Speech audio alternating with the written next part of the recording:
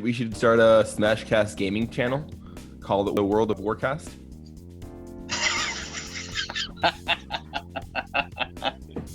This guy. That definitely exists already, though. It exists. Worldofwarcast.com. We're going to be sponsored by Raid Shadow Legends by next week. Start now for free.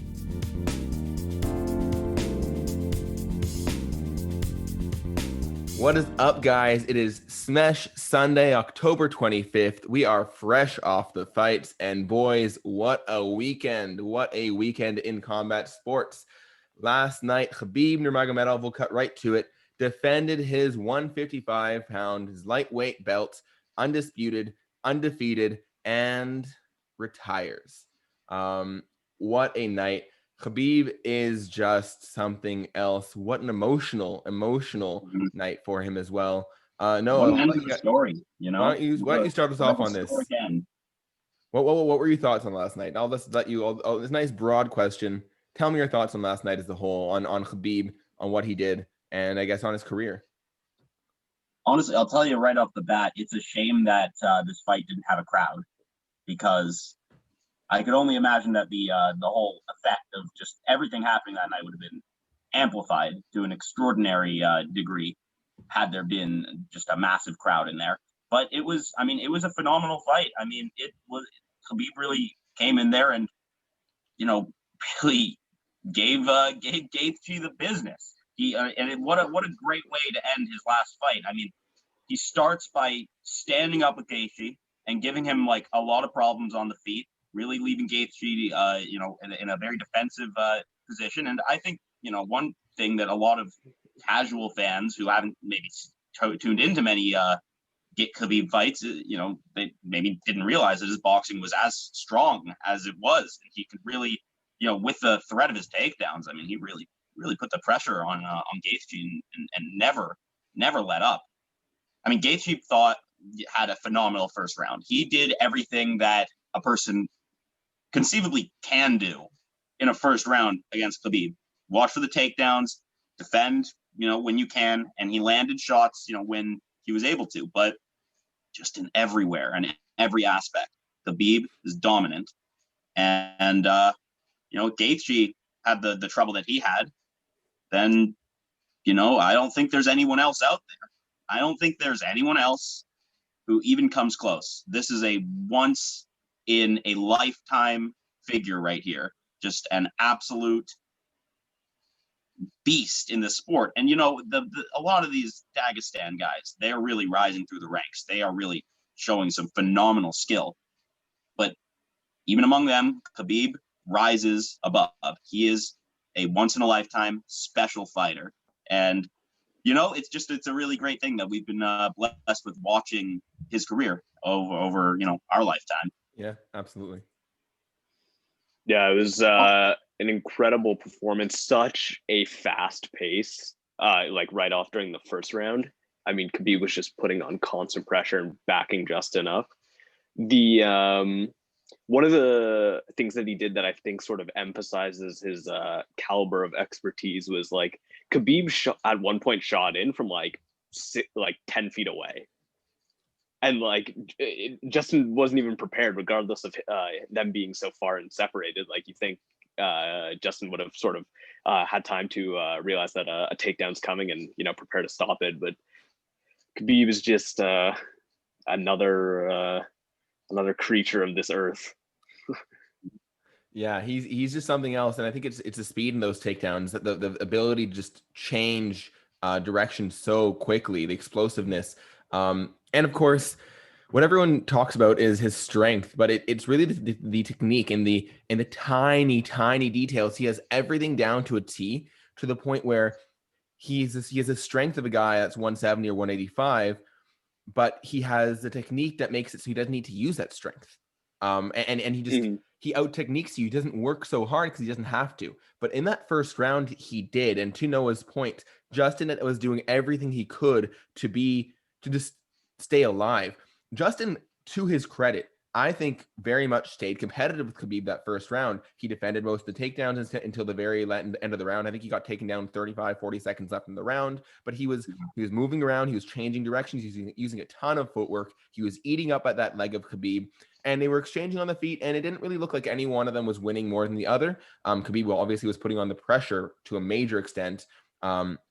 But it didn't look like that necessarily one of them was winning the striking exchanges, except for maybe Justin with the leg kicks. And for that reason, actually, two of the judges gave Gaethje the first round, because even when Khabib got that takedown, there were still about 35, 40 seconds left in the round, but he didn't do that much with the takedown. However, sorry, Roie, can I just interject really quickly? Yes. Did you notice that when Gaethje was finally taken down and against the fence for that last little bit of the first round, it almost looked like he mouthed to himself, like, fuck. No, I disagree with that, but I'm going to get right back to that. Yes, he didn't do that much with the takedown when he got it. So Gaethje did win that first round. But what was different about it was that while he was winning, he was still looked frantic the whole time. He was running away from Khabib. Khabib was putting on the pressure, and Gaethje was just trying to dance around. It didn't look like a pace that Gaethje could sustain. To be honest, even Khabib's fit pace didn't look like a pace that anybody could sustain. But Khabib didn't look gassed by it. He looked like he was able to go like that forever. But Gaethje just looked dead. And so what Khabib said at the beginning before this fight, he said, I'm going to tire him out. He didn't say necessarily, I'm going to tire him out with the grappling. He said his game plan was to tire him out. And that's exactly what he did. He just pressured him. And even though Gaethje got what he wanted for the most of that fight was on the feet. And everyone said, if it's on the feet, it's Gaethje's fight. Gaethje got what he wanted, but Khabib's pressure, even on the feet, was so much that it still gassed Gaethje out to the point where eventually Khabib did get the takedown, partially as a result of Gaethje just not having quite the same power and explosiveness as he did earlier, and eventually got the finish as a result. It's that pressure that Khabib puts on you that's just unrelenting and impossible to stop. I actually agree with Noah that I think every single opponent that Khabib faces has that moment of like, oh, this is what everybody means by the Khabib pressure. I think the Dagestani wrestling is just something not from this earth, and everybody that faces it is just thrown off their feet, no matter if, there's somebody with the wrestling credential like Justin Gaethje, or just, they have good grappling in general. I think they're just surprised every time, no matter what, because his entire life is just bad wrestling. Now, Khabib opens your third eye. You learn some shit when you fight him. Yes, yeah. Like you can see through time and space and see just that you are just so insignificant in comparison to the god. What do you guys think? Do you think that Khabib is the greatest of all time? I think it's a tough one. I think what you're describing there reminds me a lot of what everyone says about the Gracies, about these real extreme black belts. Like everyone says, oh, there's black belts in jiu-jitsu, and then you go in with one of these Gracies or one of these just those world-renowned top guys, Damian Maia level guys, or above him even. I don't know why I can't think of anyone. Ryan Hall, for example. And you realize that you are nothing. And I think Khabib is that, but with the MMA, wrestling, BJJ, everything. This is the MMA grappling. And I think it's just that one of those fields that hasn't yet been, it doesn't have the development that even BJJ has. BJJ is relatively new. It's like 100 years old, not even. But even MMA grappling is way newer. You can say it's 15, 20 years old. So it's just, it's just, he's such a higher level in that one field that it puts him so much higher above everyone else. It's almost like Royce Gracie. And it's hard to call Royce Gracie the best of all time, but in that era, he was essentially you weren't going to be able to beat Royce Gracie because you didn't have that BJJ. It's that there's that one field that he's going to be able to take you into at one point, and he's so much better than everyone else. It's going to happen, but I don't know if you can call him the best of all time. It's just that in that era, there's no way to beat him because he just has this knowledge that no one else has the access to almost. I got a good transition up my sleeve. I like the way that GSP puts it. He says there's a GOAT for many different eras throughout fighting, which is kind of what you're saying, really. John Jones was, considered the GOAT when he knocked out Cormier. And now GSP thinks that, Khabib is the GOAT for what he's doing right now. But that status can't, be the same across eternity. So you kind of have to pick and choose different times when fighters sort of excel in their area. Yeah, sure. I mean, if we're going to get really technical, I do agree that the GOAT conversation is very dependent on, your the time with which you're fighting. You really can't compare, so one of the greatest guys of UFC, let's say before UFC 100, to some of the greatest guys out there now. But the GOAT conversation is a fun one. So I like to, the novelty of the conversation. I don't like to shut it down with the little time maybe piece. Is maybe a bit of a more relevant conversation than that is on that same tone or on that same note. Is he then the pound for pound number one today? Maybe not pound for pound of all time. We might have issues with that question. Is he now ranked above specifically John Bones Jones? And I'm going to actually start off with this. I'm going to say, I think he is. So if you're going to look at totality of career, I actually can't give it to Khabib. As dominant as he was, he just doesn't have the same extent of time that John Jones has. And in fact, I would argue, if you look at John Jones, and if he had retired, let's say right around that Gustafsson fight, he would have had the Khabib career, and we would have said, oh, he's Khabib. And now he's just kept on fighting, and eventually people are starting to catch up, and he's looking beatable. He still hasn't even been beaten, but he's looking beatable. And I think that's what that might have been what happened if Khabib kept on fighting like John chose to for another 10 years. However, or another 5 years even. However, John Jones has been declining, as I just mentioned, in recent years. He has looked beatable. So if you're going to look at top pound for pound in 2020 right now, John Jones looks beatable. Khabib does not. And so for that reason, you have to say that he's better than John Jones right now. But in totality of career, I have to edge it to John Jones. Well, see, here's something. Have you taken account in your analysis, like the many times that John Jones has been caught using performance-enhancing drugs? That, again, right now versus all time. And I think performance-enhancing drugs, I do think there is something to be said about. It is likely that especially back in that era, most of who he was fighting were also on performance-enhancing drugs, right? People at the top tend to be on performance-enhancing drugs. But especially back then. But Khabib, I don't think is someone you could accuse of that. He does not partake in substances in any way, shape, or form that we know of. I would be that we know of, sure, but Khabib is not the kind of guy who puts on a persona. Mm-hmm. He's not a character. He's Khabib through and through every day. He's not going to act on one hand like he's like this extremely religious guy who doesn't partake in any major vices. He's not going to portray himself that way and then not actually act that way in real life. I mean, do you guys think he would? I think that Khabib is Khabib. Oh, I don't think he would necessarily. I mean, I think that's a whole other conversation to have about how much is our drugs really in sport versus how much are they caught. I think it's a really interesting but really, really long, and I think we're actually very much undereducated on that matter. Khabib specifically, if under the guise of what we kind of see today of how much we expect performance-enhancing drugs to actually be part of sports, I would say definitely he'd be one of the guys that would be very much clean. It's possible that there's just everyone's on it and we don't know about it, and in which case I'm sure he's no different. But I think if under the guise of today of what we think is going on and almost nobody's on it, then yes, definitely he's a clean athlete. But I still don't know how to compare him against Jones full career wise. It's so difficult. 14 title defenses, dude.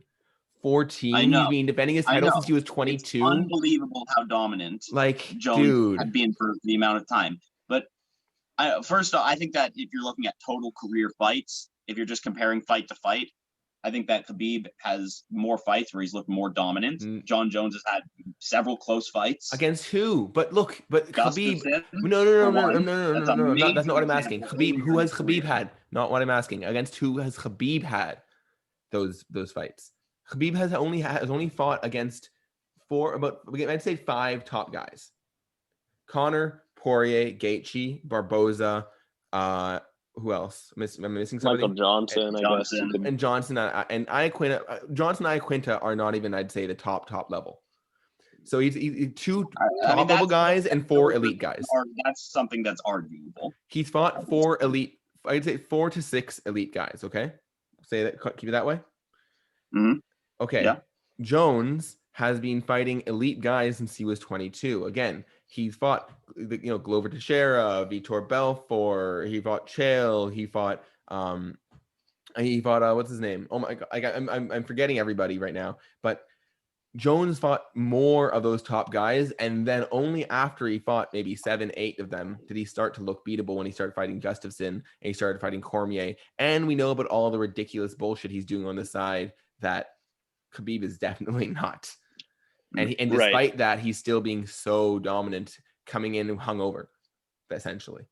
I think that there's also something to be said for, the quality of each individual fighter. Not to say that light heavyweight fighters aren't, absolute monsters, but lightweight is like arguably one of the deepest, fields within the UFC. Each individual person that he beats presents what to like most fighters would be an absolutely insurmountable challenge. But back then it was the same. Back then, who was he fighting when he was coming up in the light heavyweight division? He was fighting the legends. I think that True. I think that's you're making a lot of fair points, but something that it really comes down to me is that I don't see Khabib's decline in the same way that Jones's decline came. I don't see that coming. That if he kept fighting, I think that he would look as dominant and not see a decline for many more years. I think it will take a long time for people to figure out how to beat Khabib at his own game. I think that if we were to look forward in time, should this happen, and this is just what I think it would be, I think that we would look back at Khabib as being more dominant for longer than Jones had he given himself that option. Well, look, the proof is sort of in the pudding. Like Jones in his last 3 or 4 fights has the decisions were debatable. He lost a bunch of rounds of the fights. Some thought Reyes won the fight back then. Khabib hasn't lost a round. You can give the 1 round to Connor, the 3rd round or whatever that was, but even that's debatable. Like, he has dominated every single minute of the fight that he's been in. Mm-hmm. That's true. I'm just looking at Jones's record, right? Who comes on, he beat Stephen Bonner, Jake O'Brien, has that Matt Hamill win-loss, whatever you want to call it. Brandon Vera, whatever. But then look. He goes Ryan Bader, Shogun Hua, Rampage Jackson, Lyoto Machida, Rashad Evans, Vitor Belfort, Chael Sonnen, and then has the Gustafsson fight. So he dominated all those guys and completely, it wasn't even close with all those guys. And then eventually, of course, the Gustafsson one was close, and then DC and etc. But if he had chosen after the Chael fight to retire, because that maybe was the same stage in his career as Khabib, you wouldn't be saying any of this stuff. You wouldn't be bringing up how he then looked beatable later on, because he stuck around, and that's what happens when you stick around. Eventually, people are going to catch up, and Khabib isn't giving that chance, and that's maybe the genius of Khabib, right? He's solidifying his status as a GOAT because he's leaving on top and not giving himself a chance to lose it. So he's just he'll be forever known as the guy who you couldn't win a round against, or he's only lost 2 rounds now in his career. The guy who just forever looked unbeatable because he didn't wait around until he was. I think either way, my perspective on the whole pound for pound greatest rankings, there's no objective measure of this. Just what happened with Leon Edwards is as clear a demonstration of the fact that this is not any objective measure. And I don't think there's any way to make an objective measure of a pound for pound best fighter. So it all comes down to subjectivity. So, while some people may disagree with me, one thing that also, comes to mind if I'm kind of making the decision between two fighters who I believe are extremely close in terms of their level of accomplishment. If it's between 1 and 2, one thing that I'm taking into account for, which, in general would play a pretty low, score into, my decision of who would be on my greatest list. When it's so close, I'm giving the edge to the guy who I think is a better martial artist. I think that Khabib embodies the entire philosophy of martial arts. A humble, man who, he keeps to himself. He's very stoic. He's very just, he doesn't need to go out there and brag. He doesn't need to go out there and, try and insult people or be a shit disturber. He's one of the most respectable figures in like all of sport. He's nothing if not like a role model. And that really embodies like the idea of what I think martial arts, that's a very important part of the general philosophy of it. So when I'm looking at two guys who are so close in terms of accomplishment, I'm edging Khabib. And maybe some people will say that that's bullshit and that's unfair, but that's where I land. Yeah, you can argue whether or not that's actually relevant, but if you think that's relevant, obviously it easily goes Khabib's way, right? It's all subjective, I think. Yeah. Just look at Leon Edwards. One last thing to mention about this fight. Khabib did have a terrible camp from the sounds of it. He broke his toe. There's earlier mention of it being a foot, but it was a toe. He also had the mumps according to some reports. And something I wanted to bring up, I wanted to hear your take on it. It was a bit of a drama before the fight. To me, it looked like Khabib didn't make weight. It looked like there was a little bit of fishy, funny business going on with the commissioner that did the weights. I don't know if that was intentional, if that was something about the reason they stayed and how big of a financial loss it would have been if he had been off the card or missed weight. He looked really, really relieved, and if anything, surprised when he made it. Though maybe that emotion makes a bit more sense when you think of the fact that in his mind he realized that's the last time he'll ever have to make weight. So I can actually see that maybe a bit differently now in hindsight, but it didn't look like he made weight to me.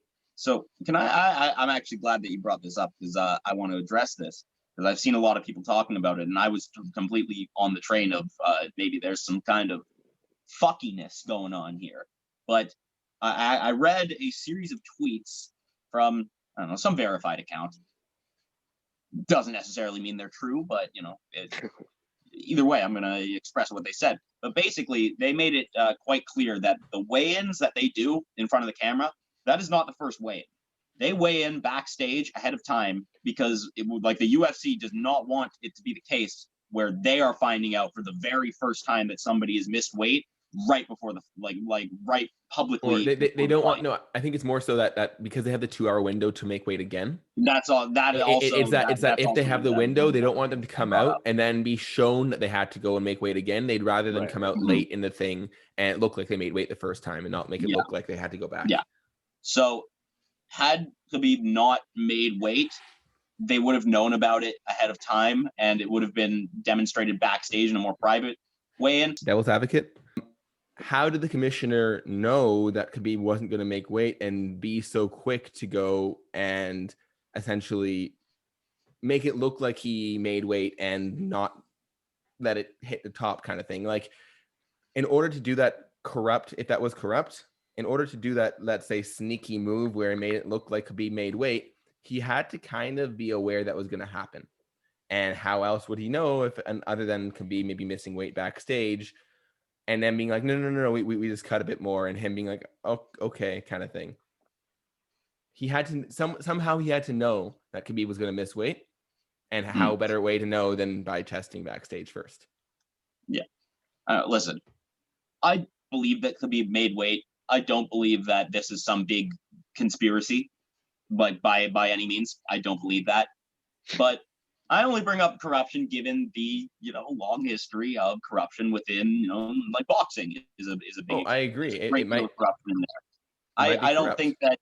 I don't think that they're going to fake a weigh-in for Khabib or like institutionally allow him to cheat through. Maybe they would. I don't know. I'm just until I see some like maybe some Also, more concrete evidence of that. if you remember, I don't think that there's some systemic kind of corruption issue here. the UFC is the commission right now. When they're in Abu Dhabi, they essentially are the commission. So they can do what they want, and the fight game is no stranger to corruption. So okay, maybe. I don't know. Listen, the poor man had the mumps. Let's give him the benefit of the doubt. Yeah. No, at the end of the day, like, I don't think it doesn't, for me, it doesn't take away from his win. It's just an interesting point. This is a little bit. Yeah. I wouldn't suspect. I wouldn't want to tell our wide, vast audience, that Khabib was necessarily cutting weight 100%.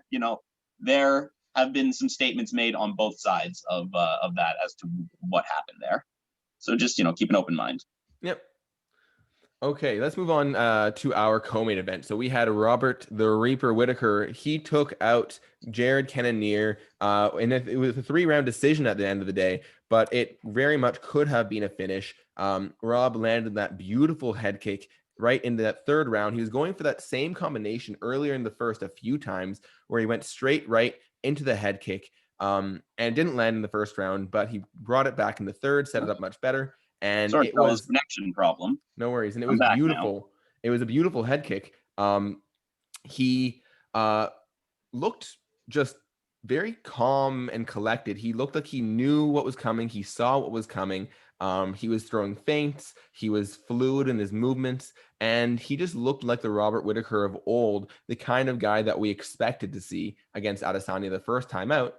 And according to Dana White, he might have earned a shot against Adesanya again. What are your thoughts on this fight? Fight was like very technical. I to be honest, I mean, I said this last week. I was a little bit biased towards Rob, but I feel that Cannonier was just missing 1 or 2 fights just to solidify him in that top 5, because I really only accredit the Hermanson win. Because the other fight was Silva and David Branch, which, I wouldn't solidify your position in the top 5 middleweight division from those 2 fights.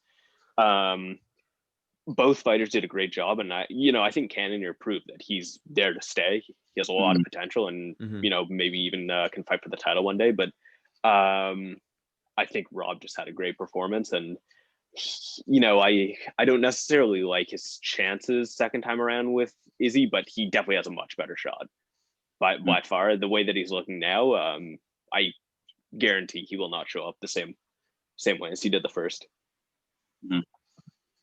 Yeah, I mean, my concerns are actually with Rob about his chin. So everyone talks about how Rob has this great chin. I actually think Rob has great heart. Rob does not have a good chin. It seems like Rob is dropped or hurt every fight he's in. At one point, he recovers, he fights through. When he's hurt, he does not give in. He has the heart of a champion. But the guy does get dropped every time. We saw it even against Darren Till. The last time out, he was dropped in the 1st round. And in this fight, he was dominating. He had Cannonier hurt. He almost finished him. And then Cannonier hurt him with a jab. Now, Cannonier has heavyweight power. And so there's a question about whether you credit that to Cannonier having that heavyweight power at middleweight, or if you want to give that to Rob, and just maybe Rob's chin isn't there anymore. But the fact is that Izzy's going to touch you, and he's going to touch you often. And if you don't have the chin to hold up, at the end of the day, it doesn't matter what kind of heart you have, because when Izzy hurts you, he's going to take advantage, and it's not going to stop. True say. Yeah, so I definitely think Rob can win. Rob should win the rematch. And I do think he deserves the title fight against Izzy. He just fought 2 of the top 5. Yeah, so you say you think that Rob will win the rematch? No, I don't think he'll win the rematch against Izzy. Okay. I do think he'll lose it. Sorry. But I do think he deserves the fight, because he was a champion for a decent amount of time. He lost the belt, but he won 2 fights quickly after that against 2 guys who, if they had beaten him, would have gotten the title shot. So he definitely deserves it. The question is just, and Dana wants to give it to him. My problem is that Rob doesn't actually seem to be in a rush to fight again, which is okay, right? Respect to Rob, fight whenever you want. He doesn't want to be back though until he says March or April. Izzy, on the other hand, has been talking about maybe even wanting to fight in 2020. I don't see him wanting to wait until March or April for another fight. So, I mean, there's no other middleweight for Izzy to fight. To me, this suggests we might see Izzy at 205 against Jan, or Izzy at 205 against John Bones Jones. Because, again, I don't see Izzy waiting until April to fight again. 6 more months? No way. I think that if we see Izzy fight Jones, I'm inclined to think that it's going to be at heavyweight. I think that Izzy would be more cautious towards fighting him at light heavyweight, but I absolutely think that Izzy's next fight very well may be Jan Blachowicz Can you explain that? Why is he more hesitant to fight at light heavyweight than heavyweight? Wouldn't heavyweight favor John more? Light heavyweight's just John's weight class. He's used to lumbering around at but wouldn't you want to force him to cut to 205 instead of let him not cut? Like, because Izzy's not cutting anyway, right? So wouldn't you want to force John to cut some weight?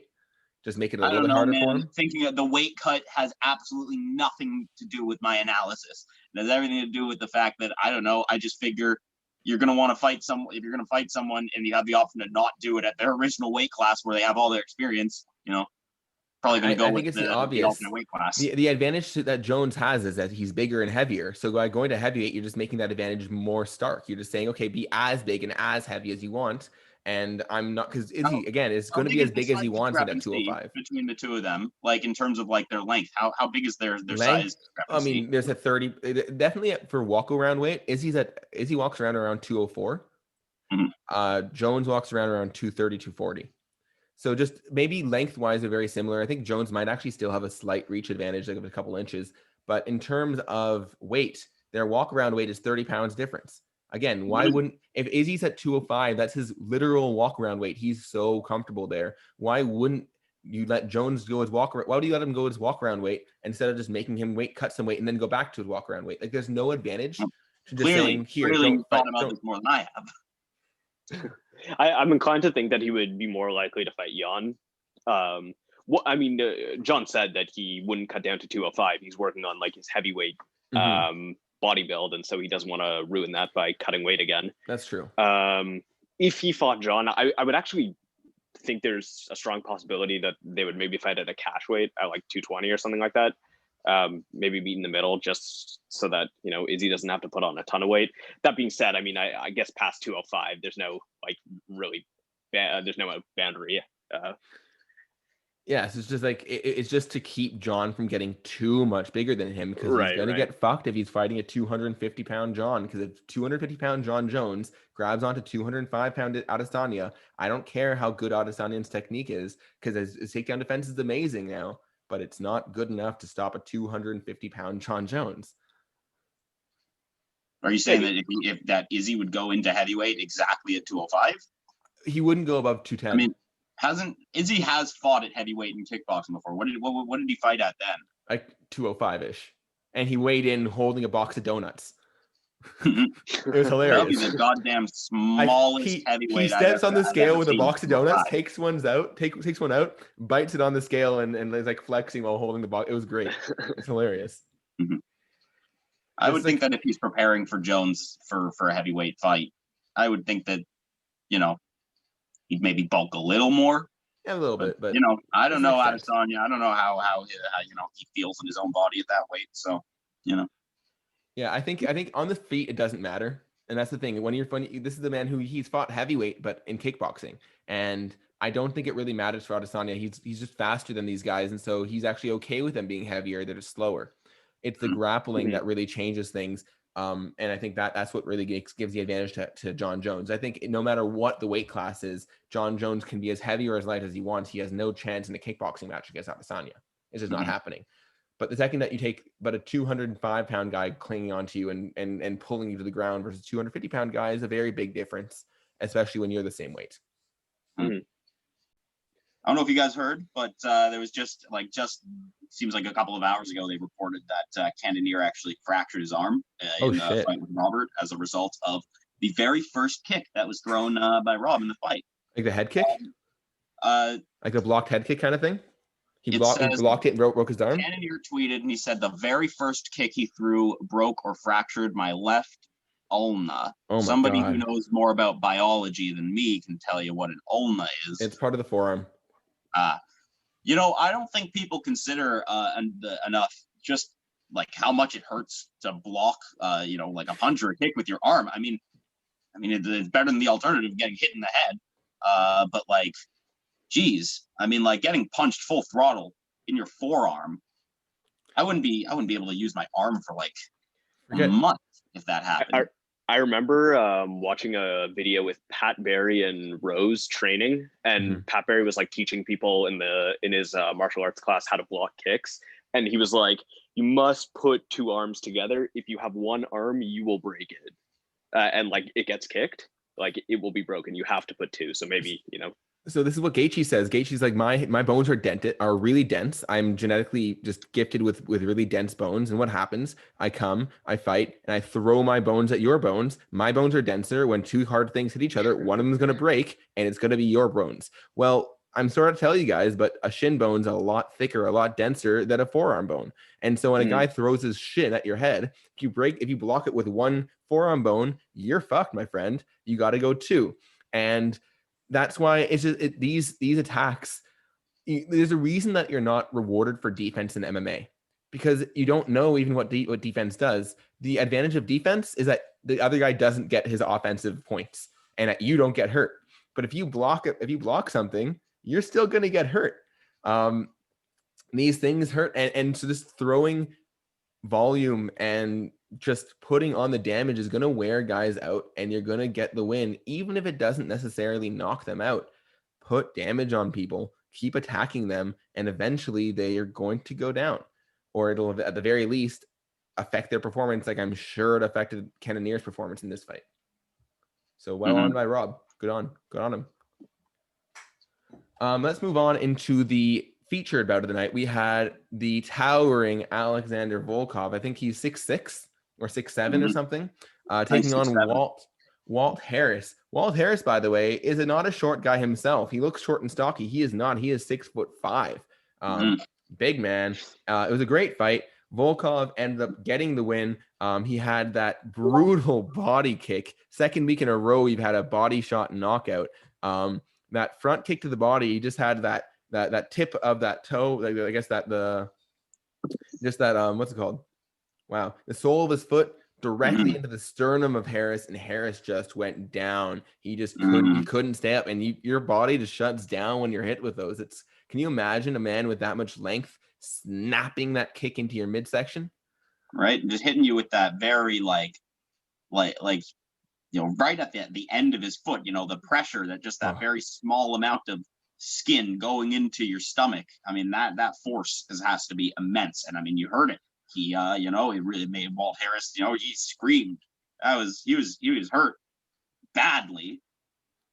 Okay. Raise your hand if you thought it was a groin shot, though, because I totally thought that it was a groin shot first. That's how he reacted. I was up in the ref's shit. I was like, ref, you fucked up. That was the worst stoppage I've ever seen. I was so pissed. I thought that the ref just didn't fucked up, let a groin shot go, and then Volkov capitalized and, you know, got the knockout. But nope. No, I was completely wrong. Big apologies to the ref. That, you know, I had to eat my words when they showed the close-up, because God damn it, that wasn't just a perfectly placed ball. And that's why people say, like, it is not an easy job to be a ref, because I don't know what I would have seen if I was there, right? And you have to make that call in a split decision, and that was literally a fight-ending call one way or another. If he had called that as a groin strike, he would have saved Walt Harris from losing the fight. If he doesn't call it a groin strike, Walt Harris loses. What's the right call? We have half a second to make it. Exactly. And he made the right call. Good on him. Well done.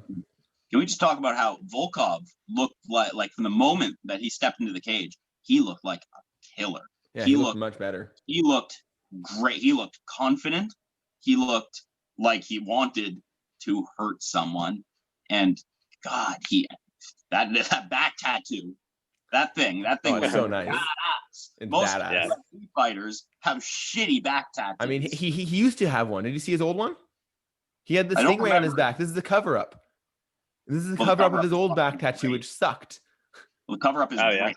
I want to see that trend. I want to see that trend because some of these fighters out there, I'm looking at you, Tony Ferguson, for one. You got shit back tattoos.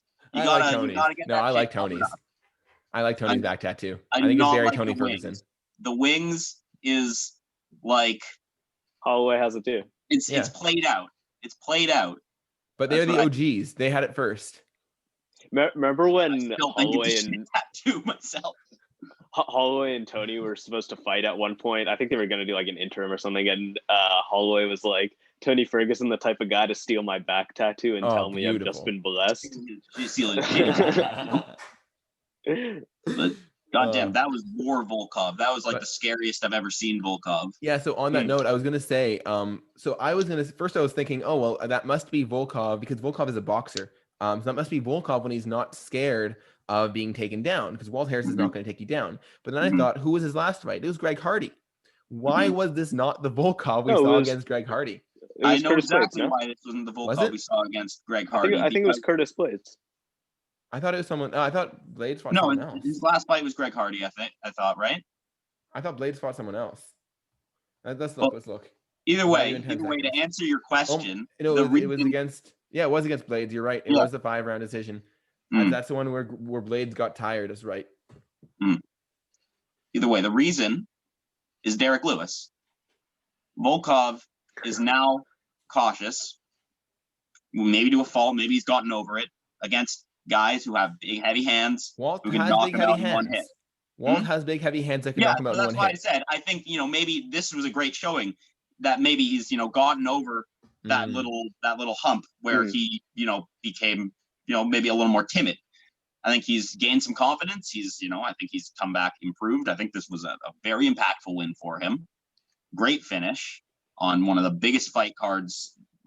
Definitely the biggest fight. Do we know the numbers on this? Was this the biggest of the year? We don't know yet. I have to imagine that it was. So, I mean, either way, a great finish for him in front of a big audience. Obviously, feel awful for Harris. It's a shame. This is his second loss in a row, right? Harris? Yes, the second loss in a row. And, pretty bad finish on this one. So I hope that he can, get it, figure it out, do some good hard training, and come back with as good a showing as he possibly can. Most likely next year. Obviously, he's not fighting again this year. Yeah, I agree. That's of course right. There's only 2 months left. We'll see. He can take some time off. He has some improvements to make. There's he's no longer in a place where he's about to make.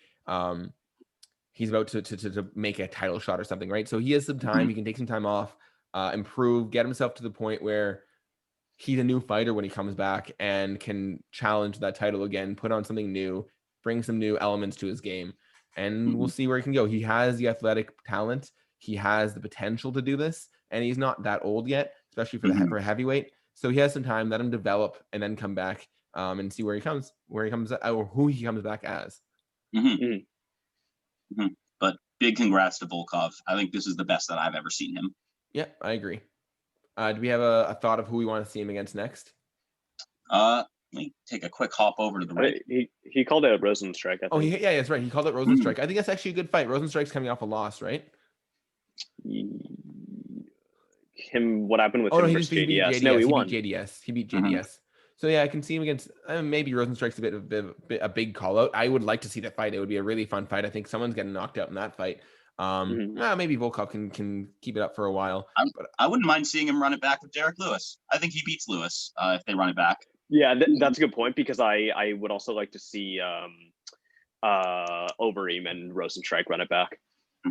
Yeah, I'd see Overeem, Rosenstrike. Even what if you did Volkov, JDS? That's not a bad idea. JDS is spoken for right now, no? Aren't they? They're planning a fight with him with what's his face, the French guy. With Cyril Gahn, you're right. That's a really, really exciting fight. Actually, we should mention that Cyril Gahn, who was supposed to be on a fight card last week as a co-main event, got pulled out. His opponent had COVID, I believe. And they're rewarding him as if he won it with a fight against JDS, and that is quite a big step up for a man who is like 5 or 6-0. I think he's 6-0 now. He's only had 2 fights in the UFC. He's shown some really good progression. I believe he trains with Ngannou as well. But dang, JDS when you're 6-0, 2 fights into the UFC, That's a hefty. That's pretty crazy. That's a hefty And mountain to climb. I haven't seen any of this prospect. I haven't really seen any footage of him, but I'm absolutely putting my bet on JDS. I mean, JDS might have had some rough times recently with his career, but I mean, he's a killer. When he's on, he is on. He is a monster. He never doesn't have at least a moment in his fight where he looks like a monster. It's always there.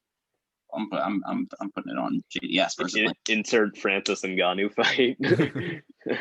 Francis Ngannou takes every single monster that's every cryptid, every monster that's ever. Francis Ngannou is a Dementor. No, he's a Dementor. All right, remember Harry Potter? He takes your soul. Okay, that's what he does. Oh my! He sucks out your soul with his. My camera is propped against it. Oh, perfect. There you go. He's literally Bigfoot. I know that there was a Bigfoot in the past, but Ngannou is literally Bigfoot. Well, speaking of wild animals, this is the perfect transition. Last week, my friends, we had some mention of feral hogs. Cut to last week's clip. I know Noah, you've been talking about this fight for months, actually. Jacob Malkoun against Phil Hawes. What do you see happening in this fight? Who do you lean? What are some of the key components to look out in Phil Hawes' game? Well, when you're looking at Phil Hogg, you always need to worry because a feral hog is a very dangerous beast. You might know that they're currently a big kind of outbreak of feral hogs in the United States. They're following them around in helicopters, having to fire rifles at them. So if his opponent has access to some kind of a flying vehicle and a rifle, I don't like the hog's chance. But if we're talking in like an open field with no vehicles, maybe a little bit of high grass cover, I think Hog takes. What about in a cage? In a cage, Hog takes every time in the cage.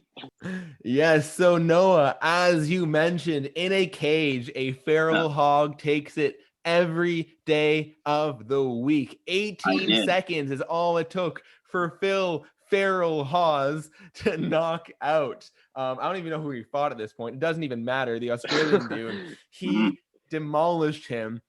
It looked like he was putting the pressure on from the very beginning, like a feral hog would, stalking his prey.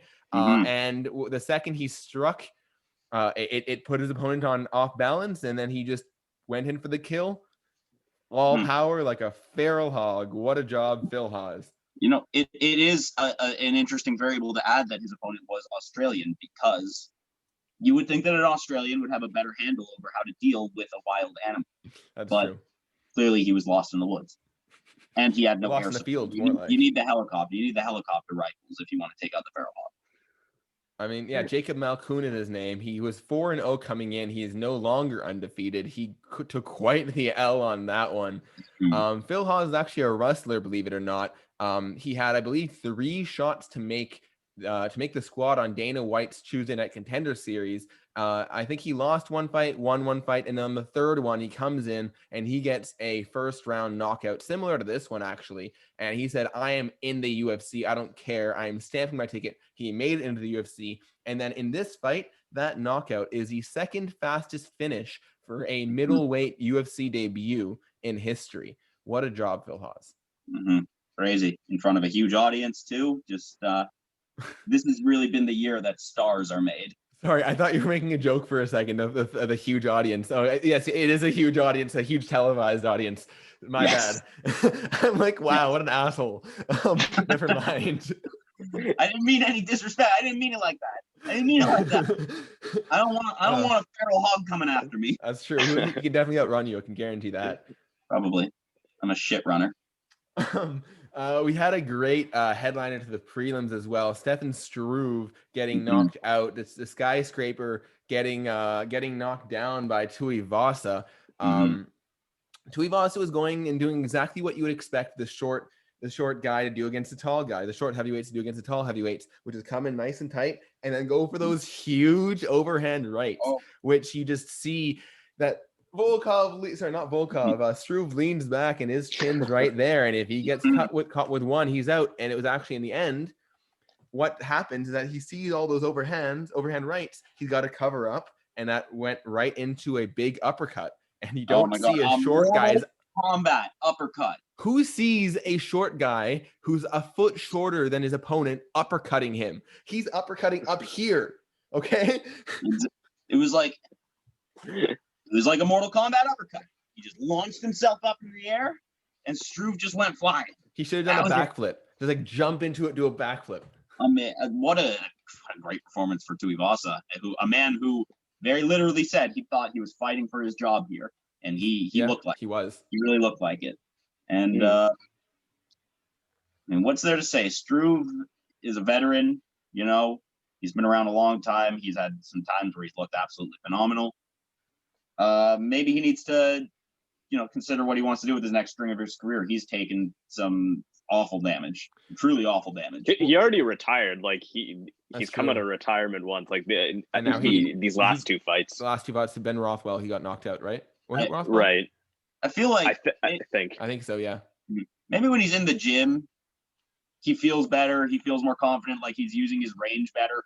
But God, when he's in the octagon, he just does not seem to like. He was fighting in Ty's range. No, he was not fighting at Struve's range. He was. That is true. He doesn't fight. He's never fought like a long fighter, and that's his big problem. And there was that one kick, a head kick he caught Ty with, where he was like a mile away, and somehow his leg is so long. He just snapped. But the thing is, he doesn't put power into it. And if he did, he could have knocked Ty out with that. He doesn't fight long. But to be honest, I expected this fight to be a lot more of a slop fest. It was a lot more technical than I expected it to be. It wasn't super technical, but it was a lot better than I thought. A lot less sloppy. And the thing is, I think that's Struve for a low rank, for like a low level heavyweight fight. Yeah, I think Struve could have been really good if he fought a bit differently. If he fought like John Jones at heavyweight, that would have been crazy. But he doesn't fight like that, and he doesn't have the chin to hold that to keep him up anymore. And these guys have heavyweight power, every one of them, heavy hands, and he's gonna keep taking damage. Your chin doesn't improve. Yep. This is probably a super dangerous fight for him. But him versus Volkov, just for like the size, because I feel like they fought. Oh really? Yeah. It's like the skyscraper versus the skyscraper. Imagine it gets to the ground. They Volkov, take off half the octagon. Volkov knocked him out with a minute and a half left in the third round. Oh wow. Oh no, never mind. It was a 5-round fight. It was a third round. Yeah. Sorry. They could try and avenge his loss. But Volkov's on a win. Struve is on a loss. Why would Volkov do that? No way. Because Struve is the only loss that Stipe hasn't avenged. Oh, okay. Oh, you think Stipe can avenge that loss? Okay, let's do it. I'd love to see that. Can you imagine? Can you imagine to give the rest of us don't? Can you imagine Struve knocks him out again and becomes a heavyweight belt? Oh my God! It's just like whoever gets the title shot first gets to be champion. And then you have Tai Tuivasa coming in, knocking him out. Unreal. Tai Tuivasa, heavyweight champion. I do want to go back real quickly because I do want to comment, because that head kick that Struve threw, that Roie that you brought up, was one of the most impressive head kicks I've ever seen, because I heard him slide on his foot like he was rollerblading towards Tuivasa before he threw that kick. Like he slid on one foot and then kick snapped up, and that was something really special for me to get to watch. I had another point, but it was lost in my admiration of that sliding head kick. Yeah, the sliding head kick, the glow of the sliding head kick just blinded you in the light and its brilliance. And speaking of brilliance, we did have a fight of the night, in my opinion. I think it was actually officially the fight of the night, in Nathaniel Wood against Casey Kenny. What a prelim fight. As I mentioned last week, I actually hyped this up last week. I said these are two top prospects. They're going to bring it. These guys both want it. These guys are both not quite as highly ranked as they perhaps should be, and have the potential, and in my opinion, will become in the future.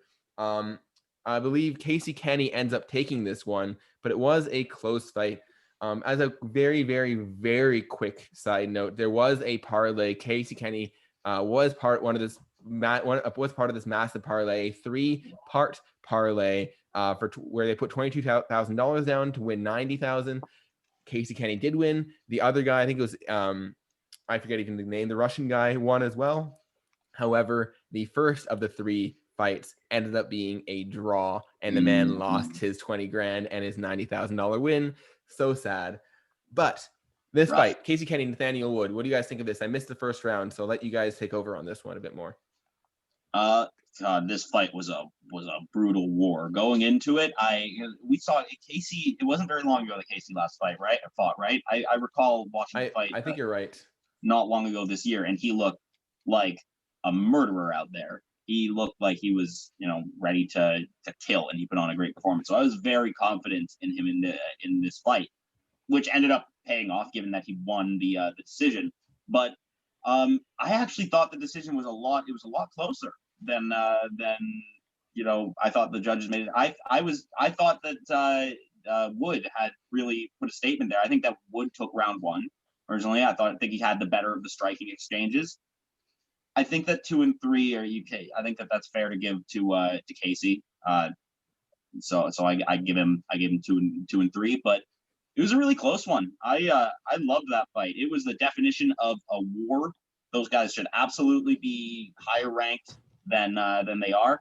It's a shame that you missed the first round, because I really do think that I was expecting Casey to really put on a hell of a show, but he really ran into some adversity in round one. He really ran into some difficult striking exchanges. So great fight. Absolutely a highlight of my night. This is why you've got to check in with the prelims. This is why you've got to listen to our perspective on the prelim fights to check in on. Not everyone's going to want to watch UFC from 11 a.m. to 5 p.m. Not everyone's going to want to do that. We do that for you. And you listen to what we tell you about the upcoming fights, and you'll know what to tune in for, what not to. And if you don't listen to us, you won't know that. And your life will, I think, be a lot worse for it.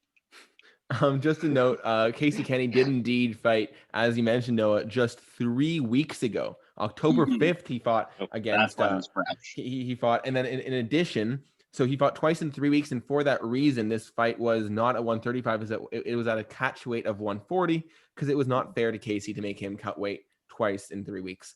He couldn't do that. So he did fight at catch weight.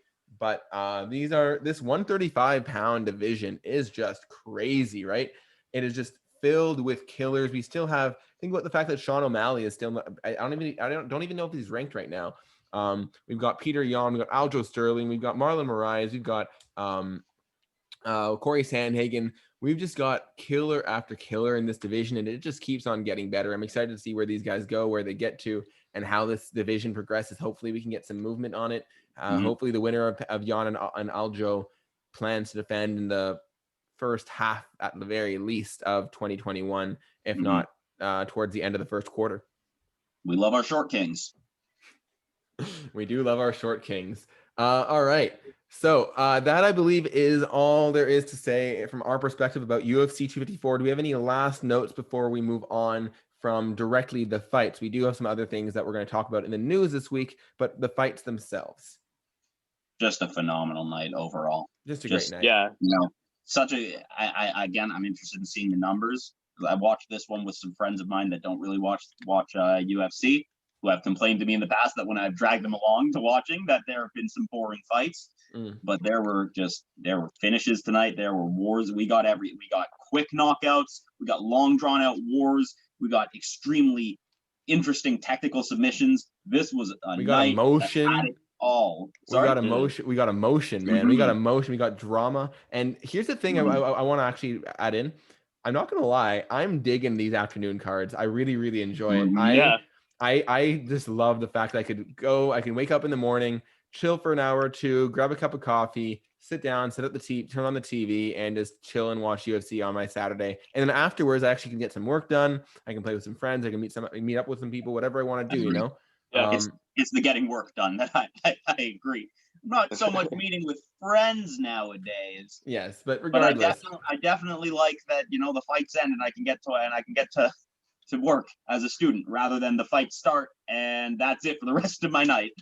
No, you can get work done earlier in the day in those cards. So I guess it's pick your poison. It's the anticipation. How can you work with all that anticipation? That's very true. That's very true. Well, speaking of anticipation, the hype train is back.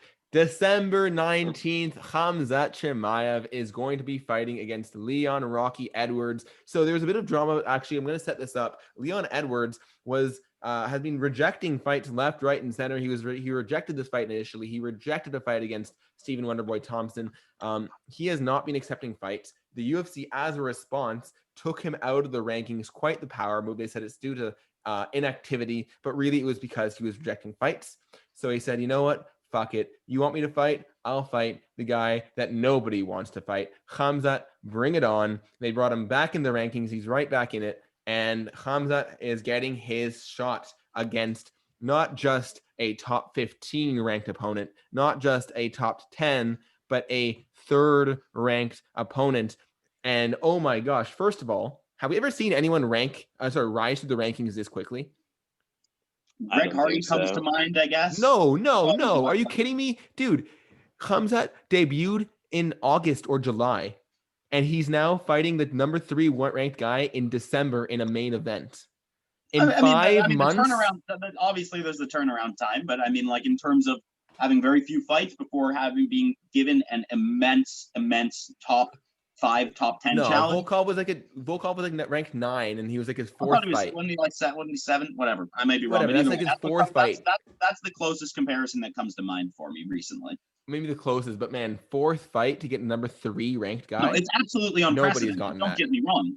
We've never seen anything like this, I don't think. I think the only person that can compare him to is John Jones.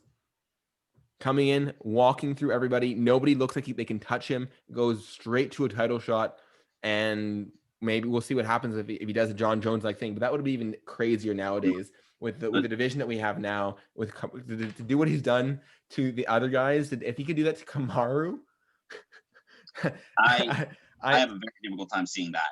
Yeah, no one can do that to Kamaru.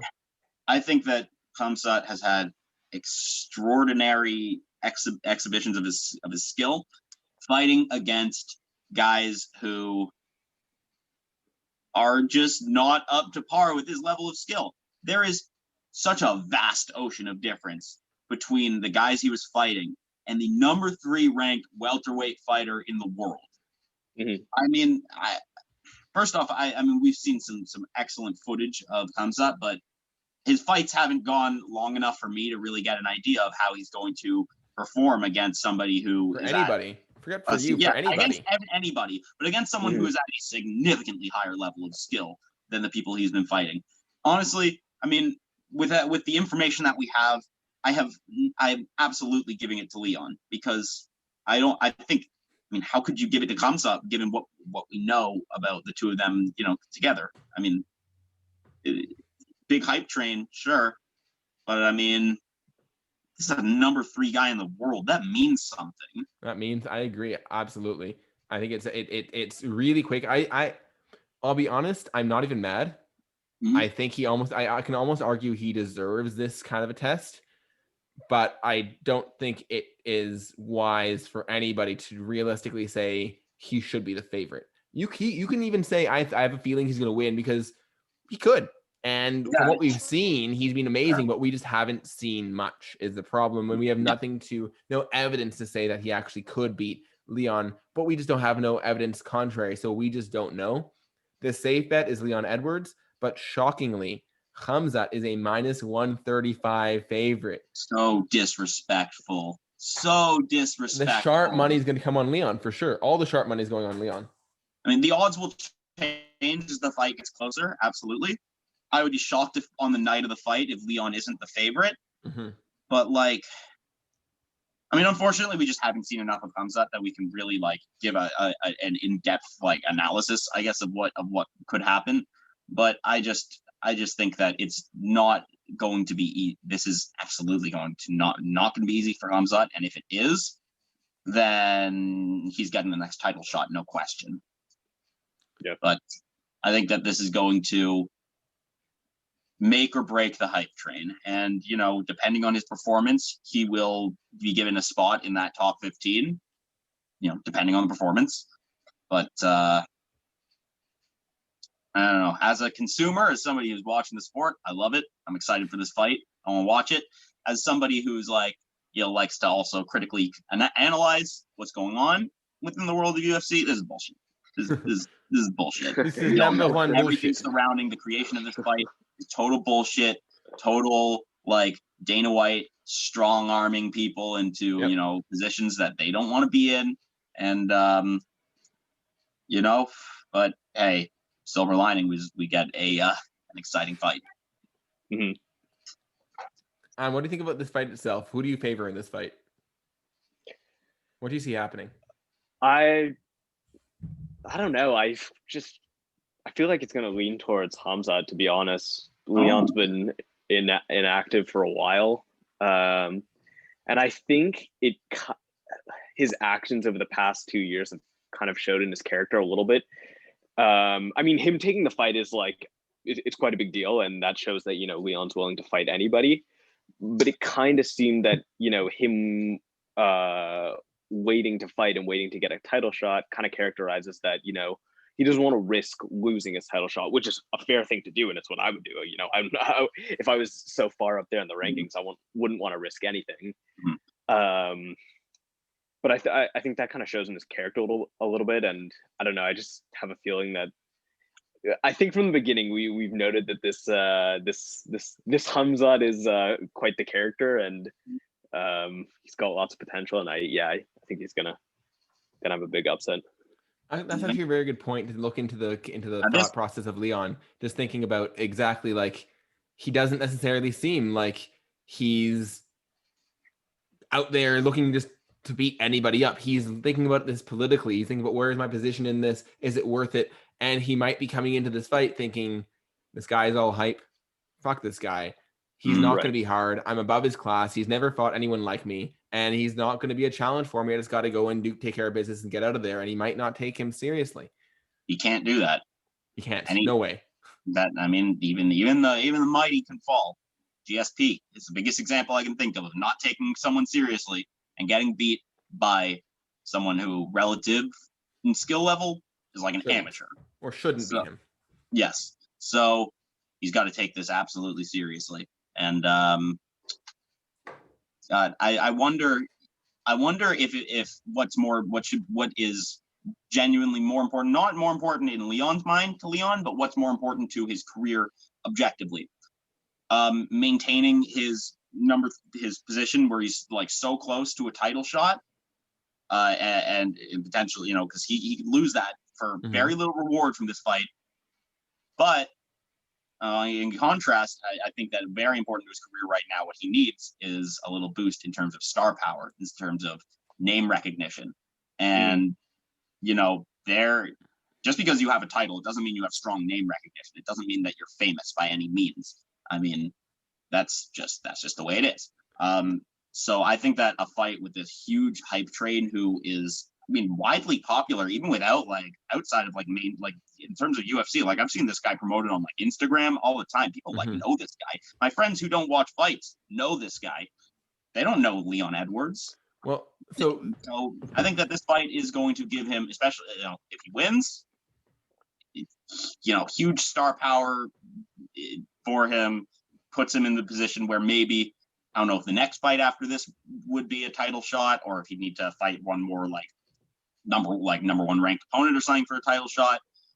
But I think that ultimately this fight, if he gets the win, I think it's better for him than if he, say, got a title shot right now against Usman. Well, so okay, so there I'm actually going to disagree with you on that last point. But what I was going to say first, before that even, in general, he is going to lose. You were talking about him having to maintain that spot, and if he fights, he's risking that spot.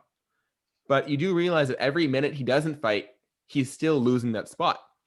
If you don't fight for 2 years, you're not going to stay the number 3 contender. He just lost his spot in the rankings, in fact. So Dana forced his hand in that matter and said, well, I'm going to artificially lower that even faster than it was already going down. But guys are going to go and be ranked above you if they're fighting and you're not. And on that point, you look at Colby Covington. He should have gotten that title shot last year. He didn't get it. So he said, fuck it, I'll fight Robbie Lawler. And then he got it. You have to sometimes, when you haven't fought in a while, even if you might deserve it, if you haven't fought in a while, you're going to have to fight sometimes. You can't just hold out forever because you are forgotten. And there was more hype on Leon's name a year ago than there is now because he hasn't fought in more than a year. And so, you have to fight a guy like Khamzat. Now here, unfortunately for him, I don't even think that he's going to get the title shot off a win on Khamzat, because if you look at it, if they're going to have the Masvidal against Colby fight, they'd rather have the winner of that fight. However, if he can get a statement win, he can put himself at least in that that talking point, and maybe get the title shot after Masvidal Colby. But again, he might have to take a fight in the interim to keep himself and his name big enough to deserve it. And I think that's what he has to think about now. He's just waited too long, and now he has to take this fight that won't earn him a title shot. Now, the last question I'm going to ask you guys, so Leon was in a position where actually, when you think about it, he had a choice. He chose Khamzat over Wonderboy Thompson. You just totally made me think of those Brian Ortega ads. He had a choice. Leon Edwards had a choice. Take on Khamzat the Wolf Chimaev or Stephen Wonderboy Thompson, and he chose Khamzat from the looks of it. Khamzat is a smaller, not even close to ranking of Wonderboy, not even close to the amount of time. He's unranked. But maybe he has a bigger name, right? So but who knows who's an easier fight? He could be a much harder fight, much easier fight. We don't know. Do you think this is the right move by Khamzat to choose? By Leon to choose Khamzat over Wonderboy? It's kind of like Corey Anderson choosing to fight Johnny Walker. A little bit. Over who? No, but Corey Anderson chose to fight Johnny Walker because he wanted to derail the hype train and prove that. Mm-hmm. So I kind of think it's similar to that. That's why Leon chose him. Yeah, that's why. But what do you think is easier? What do you think is a better move? So not easier, but a better call overall. Oh, the better call. Popularity, ranking, ease of the fight, everything you want to say about it. I think Khamzat. You think Khamzat, Adam? I think the popularity is worth it.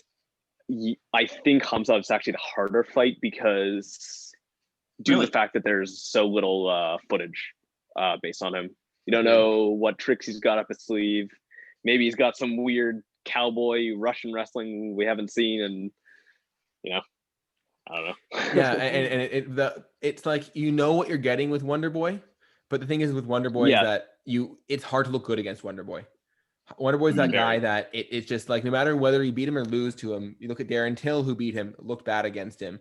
You look at Woodley, his fights with him never looked good, looked boring. But that's the way you have to fight him. Against Khamzat, we don't know yet. You might be able to go and get after it. And so it might be better for Leon. Of course, Showtime Pettis is the exception to that, though he did lose that whole fight before he knocked him out. Mm-hmm. All right, that being said, let us jump back into the UFC 254 conversation a little bit. So as we know, Khabib retired, and the big news of that in addition to, of course, his retirement, that means he is giving up his 155-pound belt, which of course means that belt is now vacant and on the line for whoever the UFC decides to give the shot to get it for. Mm-hmm. That sentence made no sense, but you guys know what I'm saying. So, what is next for that belt? There are a couple thoughts. The prevailing thought seems to be that in January, when McGregor fights Poirier, the 155-pound belt might be on the line. But other players in this conversation include Gaethje, include Michael Chandler, and include Tony Ferguson. What do you guys think should happen with a 155-pound belt? Adam, let's start with you this time. In a dream world, I'd love for there to be some sort of, tournament going on. I mean, the UFC doesn't really do that, but at least some sort of, some contender fights. Mm-hmm. I guess 4-man makes the most sense. Probably leave. It's a tough choice because I don't know if I would have Chandler fight Tony or if I would have Gaethje fight Tony again. But I mean, it's tough. But I know for sure that fight in January will be for the title. I don't think anything else. I know that they want Carter to be champion. That's what's most lucrative for them. So I have no doubt that will be the title fight. Mm-hmm. Okay. Then what do you do to set it up in the meantime? Sorry, no, I'll go right after. What do you have setting up while you have that title fight? Like what other fights do I make? As like the follow up for that. So you have that title fight. What happens with everybody else? What's going on in the background? I would have Chandler fight Tony, and that's the number one contender belt. Yeah, and that's number one contender fight. I would have Gaethje probably fight Hooker or maybe DuBronx or something like that. Either one of those guys. Great. But I would have Chandler fight Tony. I think it showed a lot of character. Him coming to UFC 254, weighing in. I think he's a good addition to the UFC. I really like him, and I think he deserves a shot right into the top 5, top 3, being the former Bellator champion. So I think there's some good fights for him. Yep, we just lost your video. But Noah, start off. What do you think? There you go. Yeah, I think that the title shot is going. The title's going to the winner of Poirier Conor. I think that the UFC, as Adam said, they want Conor to be the champion. They want Conor to hold as many belts as he possibly can, so that he can be on camera as often as they can possibly get him. Is that the right move? I think this is one of those rare situations where the move that they will make is also the move that they should make. I think that well said. Poirier and Conor absolutely are both, extremely high, like the highest level fighters in the division, arguably. And I think that this is the fight that makes sense. Running it back absolutely makes sense. And I struggle to think of a situation that makes more sense. Justin, I think, should get the opportunity, maybe for a rematch with Poirier as well. But I don't think that it makes sense for Justin to get that title shot again immediately. Just given that, it just happened. I don't think that he should, even if it is maybe against a different opponent, I think that he maybe needs at least one more fight before that. Maybe against the loser of Conor Poirier. Tony, I think Tony and Chandler makes a lot of sense. It's sad for me to see Tony be relegated to the point of, the guy who beats the hype train coming in. But I don't want to see Tony rematch with Gaethje. Not yet. Not for a long while. Let him win first. And even if we see where Tony's at, that's a tough fight to call. There were some close moments. I know that uppercut that Tony threw that knocked down Gaethje. Gaethje said, brutal. If that the bell saved him there, he would have been out. So, but otherwise, he was pretty much dominating on the feet. And then against, I would be interested in seeing Tony fight either Conor or Poirier, but we need to see exactly where he's at before he gets close to a title shot again. So this Chandler fight makes a lot of sense. And I don't think it's too complicated what they should be doing. Belt goes to the winner of Poirier Conor. Loser of that fights Gaethje, and winner of that maybe fight for the belt. So that's where it gets complicated for me. So I think I am agreeing with you guys. I think we're all in agreement. Conor Poirier for the belt. But I think there's a lot of, it's not as simple as you say, Noah, for what's after. Because let's say, first of all, Gaethje already said he wants to be back in 6 weeks. I don't think they're going to give him 6 weeks, maybe 12. But he's not waiting for the loser of Conor Poirier. When you lose a fight, Conor or Poirier, it's a 5-round fight. You're either getting knocked out or you're going through a war. And you're not going to come out ready to fight Gaethje in less than 3 months, which means Gaethje will be on the fence. Will not be fighting for 6 months. There's no way that's happening. So Gaethje against the loser is not happening, in my opinion. I do see potentially, if Poirier wins this, I can argue giving Gaethje the Poirier rematch for the belt. But I'm actually okay with Gaethje getting one more fight. So I would say one interesting thing to do that would leave the UFC with options, because I think if you go as we kind of mentioned with Chandler against Tony, you almost have to give the winner of that the title shot. But if you want it, but then that kind of leaves Gaethje out of the mix, and doesn't give him a chance back in. It kind of leaves Bronx out of the mix. What I think the best move might actually be that gives them the highest number of options, is you go Gaethje against Chandler, and Tony against Bronx. So if Conor wins, you can give him the winner of Gaethje and Chandler. That's an easy one, or the winner of Tony. You can actually give him whoever's most impressive out of the 2 winners on those fights. That's easy. If Poirier wins, you give him either Gaethje if Gaethje wins for sure, or you give him the winner, or you can give him really any of the other 3 guys. It gives you as many options as you can possibly have, as well as taking care of essentially everybody. The only person that kind of leaves out is Dan Hooker, but Hooker is coming off a loss. And yes, so is Gaethje, but it's against Khabib. So I think all the other guys, and Tony against Gaethje. So against all the other guys kind of are one fight away from the title shot. And I think matching those 4 up, and then maybe giving I guess I think they're even talking about Hooker against Diaz. That'll be fun. Yeah. And essentially everyone's taken care of at that point, and it gives UFC so many options after the Poirier Conor fight to match up whoever they want according to timeline, and when they're ready and how impressive they were. Let me ask you this: do you think that this in any way throws a wrench into the details of this? Kevin Lee is now, it seems like he's seeking out calling out Tony again, wants to run back their fight. Kevin Lee hasn't won at 155 in like 3 years. Yeah. Oh, never mind. Never mind. He knocked out. What's his name? Gregor Gillespie. Yeah, but DuBronx just beat him. Spectacular knockout. No, I give DuBronx the Tony fight before I give Kevin Lee the Tony fight, given that DuBronx just beat Kevin Lee.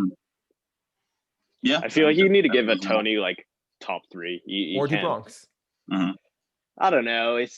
Listen. I love Charles Oliveira, and I think he has a lot to offer. Yeah, I think you got to give him Chandler. That's what I'm saying. No, you were saying before that Chandler's, you can maybe label him as a bit of a hype train, but I think like some of it is certainly credited. Like on his resume, he is 3-time Bellator lightweight champion. Hype train doesn't mean there's no substance there. Right. Yeah, true say. Yeah. Can I make a prediction actually? That Conor and Poirier will fight for the title. Conor will win, and then he will fight Usman.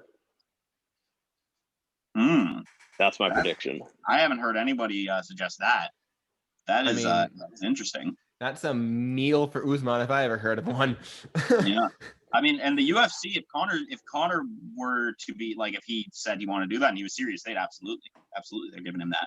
If they want it. They want Conor, like I said, to hold as many belts as he wants it. Yeah, they can. Yeah. They would love a second, especially with losing Khabib, which I'm sure, was like a surprise for Dana, and I'm sure like a serious blow to him. Getting Conor back on top of things and on camera, that's a phenomenal draw for him. So he's gonna go for that 100%. All right. Well, let's move on to next week's card. Next week's card looks pretty fun. It's got some great fights on it. Yep. I just want to interject. Last point. Or more than one. The one thing we didn't touch on was there was talks of, before this fight happened, of Khabib fighting GSP. Yes. Mm-hmm. Now the fight is probably not within reach anymore, considering that Khabib retired. Still a fight that I want to see. Yeah. I don't know what you guys think about it. I know GSP in his interview with Talwani yesterday said that he would be interested if it was offered to him, but yeah, I guess it's not within the realm of possibility. GSP was doing commentary on the French broadcast on the fight. Good for him moving up in the world to the admin position. No, for sure. I to answer your question, Adam. Yeah, like obviously I would be really interested in that fight, but I'm not even thinking about it because it's not going to happen. I never thought it was going to happen. Yeah, no, I think regardless of whether or not it was going to, I think it had legs. Dana was going to give him whatever he wanted, but I think it's just not going to happen anymore because Khabib's not going to come back. He said he's not. He said he's not going to come back because his mother asked him to. He's not coming back. There's no way. No way. No. You can't break a promise to your mother. Yeah, definitely not Khabib. Well said. Very true. All right. So on next week's fight, it is headlined by the finale of quite a legendary career. Anderson Silva, the Spider, will be making his final walk in the octagon, his final fight, at least in the UFC, and it'll be against Uriah Hall. So it'll be a very fun fight, right? Both these guys are flashy strikers, have some feints going, have some speed going, some spinny shit, of course, in Uriah Hall's case. But I still gotta be honest. I think they could have done better for Silva's last fight. Of course. I even think that you could build the guy off him. I don't think Hall is even the guy to build off of him. But at the end of the day, it's a good fight. It will be a really fun fight, and I'm excited to see what happens. I actually don't know who I favor in this. Yeah. I mean, Silva, he's still got it. He's still got it. Like that, say what you will about the Adesanya fight, but Silva still presented some really excellent striking. And his head movement and his ability to dodge may not be where it once was, but it's still there. And that means it's still better than like the majority of fighters in the UFC. His evasiveness is legendary. In fact, the UFC just posted today on their channel the free fight classic, absolute classic of Silva versus Forrest Griffin. I recommend everybody to go watch that and see just how absolutely untouchable Silva looked in his prime. You know, people might forget, but Silva was pretty undisputed the greatest of all time for his Y'all era. must have forgot. Exactly. And God, I'm you know, this was an emotion. This week, this last fight card was a whole lot of emotion, and we're following it up with just another humongous retirement of somebody who, in terms of legend status, I mean, Khabib's a legend, but Silva is a legend. He is Absolutely. the arguably the greatest to ever do it. I know we're talking about timeline, blah blah blah, but Yeah. no, I would not be afraid to say that Silva is deserving of that reputation of the greatest to ever do it. You Just can't making have everything look like child's play. You can't have the conversation without John, Silva, and Khabib and GSP. Those four names, So three of whom that's the Mount Rushmore of UFC. and it's just hilarious because those four were the four that we've been discussing today. In fact, we've spoken about all four of them, and they're all kind of still relevant in a way, right? Silva, GSP, so everyone but GSP is still fighting. I get this could be no longer, but there was talks about all four of those fighting this year in theory. So it's amazing. Legends. Do you guys have who do you call winning this fight, Adam? Who do you lean? I'm gonna say Silva by decision. Yeah, if it's Silva's by decision, I can see Uriah Hall has some power, and Silva's been a little bit. He hasn't been able to handle the power. Cannonier got him with a leg kick knockout. I mean, he's not quite as durable as he used to be. He's an old man, and so I can see Uriah Hall putting some damage on him, especially in a 5-round fight. I'm not sure I can see Silva lasting 5 rounds anymore. So for that reason, I'm actually going to edge out Hall. I think in a 3-round fight, I think Silva could win it, but I think in a 5-rounder, I can see Hall at the end of the day. He's not threatened enough by Silva's power. I don't know if Silva quite has the power he used to, but he has the trickery. All I want to see is a respectful fight. I want to see respect. 2 honorable guys going in there, giving it their all. And I just want to see Silva. I just want to see him walk out of there satisfied with the career that he's had. So our co-main event, if I'm being honest, is actually what I'm most excited about. Andre Touchy-Feely is going to be taking on my boy Bryce Mitchell. This is such an exciting fight. Andre Feely, by the way, Max Holloway does this before the Volkanovski fights. When he was asked about who's the hardest fighter he's ever fight against, or the hardest fight he's ever had, he said was against Andre Touchy-Feely. Andre Feely has tremendous power. He's very quick. He's very elusive. He's coming off a win over Charles Jourdain. He did lose to Sadiq Youssef earlier in 2020, but Sadiq Youssef himself is very, very good. Before that, he has a KO over Shaman Moraes. He has a win over Miles Jury in 2019. He's a very, very top level fighter. Beat your boy Artem Lobov.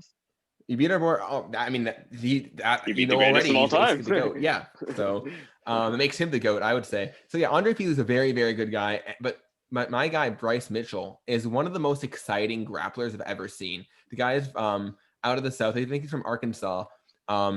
And his BJJ is just he goes submission after submission. He's gone for numerous twisters. He's caught a twister in the UFC and gone for a few more. He goes to arm triangle, transitions into triangle, into the twister, into this, into that. It's just beautiful to watch.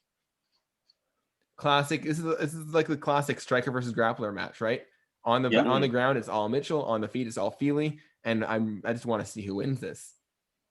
Sounds like a good one to tune in for. Yeah, and Bryce Mitchell is also one of the funniest guys I've ever heard. If you listen to him on what's his name? Who's that Southern guy? The Southern guy. You think of Theo Vaughn, aren't you? Theo Vaughn, yes, he was on the Theo Vaughn podcast, and that's one of the funniest podcasts I've ever heard in my life. I strongly recommend it. It's about a year old. Theo Vaughn with Bryce Mitchell. It is 10 out of 10 quality. Strongly recommend. Anything else to add in next week's card? I think there are a couple other decent fights. We've got the Greg Hardy fight against Maurice Green. Always notable, I guess, when Greg Hardy fights. I'm gonna just get on my soapbox real quick. Greg Hardy is like one of the worst pieces of shit to exist in the UFC right now. He savagely beat his like ex-girlfriend. There are photos of and evidence of everything happening online that you can look up. It's a fact that he did this. I believe he did some time, and now he's fighting professionally, which I guess arguably, if you have violent impulses, which let's not, some of these UFC fighters are nice guys, but they're all also guys that revel in violence. So if you're a violent person, fine, I guess take it out in the cage. And he hasn't had any trouble since, so that's fine. But still, if you're somebody who abuses your spouse, I think you're a fucking piece of shit.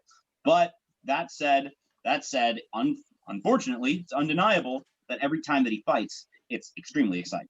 He's gotten better every single time that he's fought in his division. He comes out with just this absolutely unparalleled explosivity, which is, certainly the result of his experience, or aided by his experience in the NFL. He comes out, he throws bombs with some of the highest immediate pressure that I've seen in that division ever. Unfortunately, he slows down absolutely late in the fight, and we saw, in his loss against Volkov, his big stumbling point is a highly technical striker who can stand up to the high pressure and volume until he kind of slows it down, and he does substantially slow down in the later rounds. And he does that. He has, there's clear weaknesses. You can tell when he's starting to maybe get a little frustrated or seem a little dejected. He's underdeveloped. Yeah, he's underdeveloped. But I can tell every time when he seems a little dejected that his explosivity didn't immediately work for him. I think but he's gotten better every time. He's become much more skilled, from what we've seen, and it is a fight that is worth tuning into. I agree. I think you said really everything there is to say. To summarize, piece of shit, exciting fighter, getting better at every fight. Still pretty new, but his tools are evolving quickly, and we'll see if he's able to compose himself more and more as he progresses, and where his ceiling really is, we just don't know, and he's a long way to go. And I'm just saying, Greg Hardy, if you hear this and you think that you're upset with me and you want to come to my house and beat me up, just know that you'd only be proving my point. Okay, we do have Bobby Green fighting on this card. He's always a fun guy to watch. Alex Hernandez is headlining the prelim. That's also a good fighter to watch. So we do have some decent guys on this card. It's not a overly packed card, but for a fight night, I'm satisfied with this. We are back to our normal time. Actually, it's still a bit of an earlier card. This one starts at 4 p.m. Eastern for the prelim, 7 p.m. for the main card. So it's still a bit of an earlier card than usual. And we'll see, actually, looking into the future, the other times have not yet been announced. So we'll see what time the UFC starts to settle on. It's kind of interesting that they've been moving around when they're showing events during this COVID era. I'm a little bit surprised by that, but we'll see how that continues and how that affects their numbers.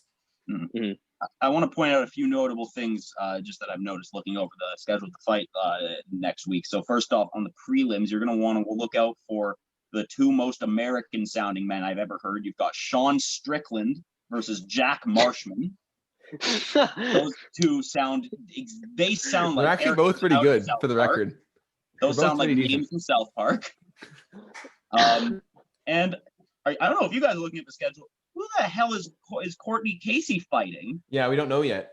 It shows there's a record in the. So if for those, if you look up the next week's schedule on Google, it shows Courtney Casey fighting against a person with no name, no picture. A record. They have it labeled that they are 9-3. They're 32 years old. They have had no name for all 32 years of their life. Who the hell is this person? They have every other stat up there except their name and a photo of them. So it's Halloween night. So it's the silent assassin. She's fighting the silent assassin. She's fighting a ghost. It's Halloween. The nameless nightmare. Yep, pretty much.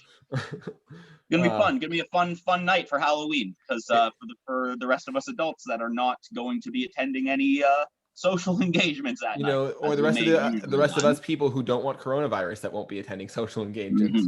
Yes. All right. Anything else to mention on next week's card? I think we've covered quite a bit. It's been a good episode. It was a great night last night. Again, one final send off. Thank you to Khabib Nurmagomedov for what just a brilliant career. Your name will forever be enshrined among the greats. We will never have a GOAT conversation without his name being brought up.